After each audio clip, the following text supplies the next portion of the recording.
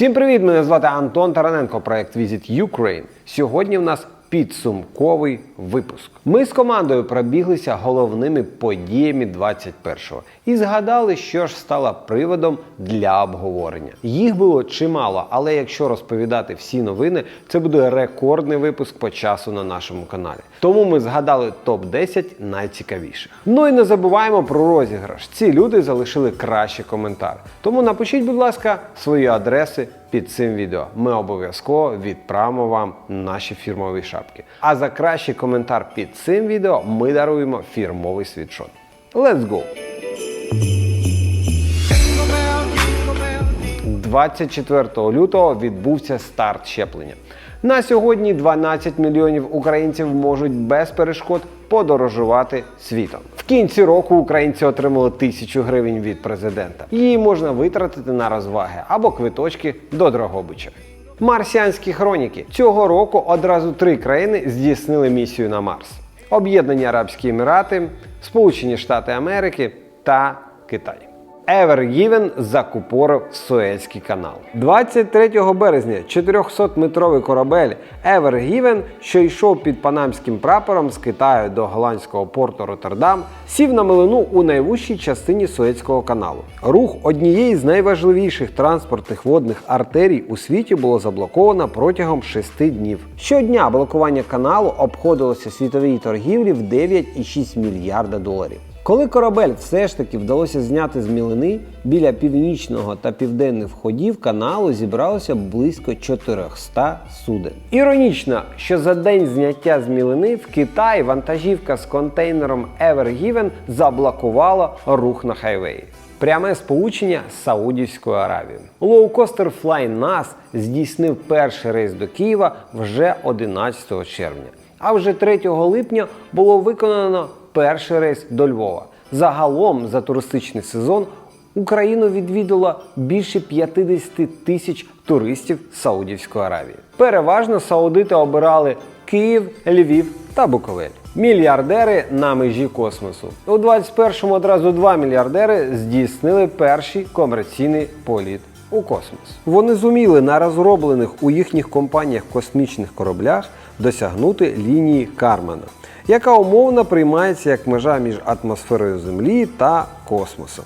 Тимчасова різниця між їхніми польотами склала трохи більше тижня. 11 липня корабель Unity мільярдера Річарда Бренсона успішно стартував. А вже 20 липня засновник Amazon Джеф Безос вирушив у суборбітальний політ на космічному кораблі New Shepard. Кальмар переміг. 17 вересня Netflix випустив південно-корейський серіал «Гра в кальмара». Шоу миттєво набирає популярності, стаючи одним з найвідоміших продуктів сервісу. Тема гри в кальмара універсальна – влада грошей, боротьба за ресурси, людська жорстокість та байдужість, які намагаються перемогти добро. Персонажі та образи серіалу стали центральними костюмами на Хеллоуіні. Цікава історія створення. Режисер Хван Дон Хек набрав значну суму боргів, через що його переслідували кредитори.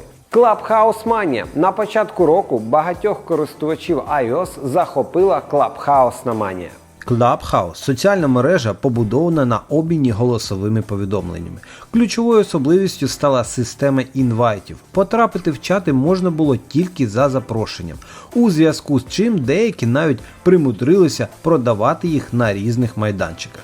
Для просування творці Clubhouse вирішили поставити на селебритіс і спочатку стверджували, що в додатку можна поспілкуватися на будь-яку тему з успішними підприємцями, моделями, акторами та музикантами.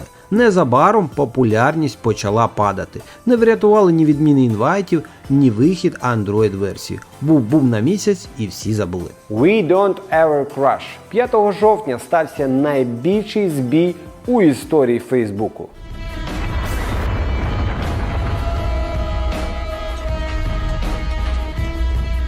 5 жовтня стався найбільший за всю історію масовий збій у роботі Facebook і додатків, що йому належать. 7 годин поспіль Facebook, Instagram та WhatsApp не працювали. Пам'ятаю цей день, коли раз за разом перевантажував телефон, щоб зайти у соцмережі. На мить здалося, що їх вже не відновлять.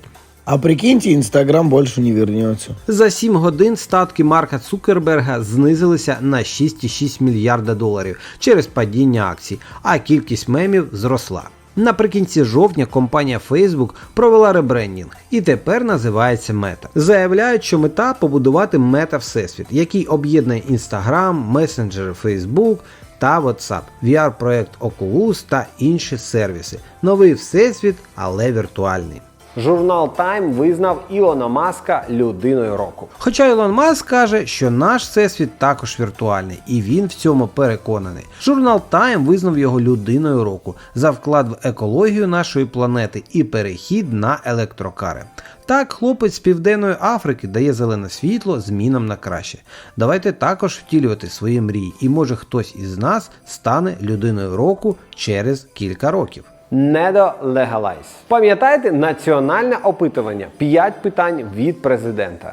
Якщо ви раптом забули, четвертим питанням було, чи підтримуєте ви легалізацію канабісу з медичною метою для полегшення болю у тяжкохворих людей. Тоді 64% учасників відповіли так, 29% ні. Минуло півроку, і у квітні Кабмін включив препарати на основі канабісу зі списку наркотичних засобів та психотропних речовин. З-під державного контролю також вивели речовину ізольованого канабідіолу, а це найочищеніша від домішок форма.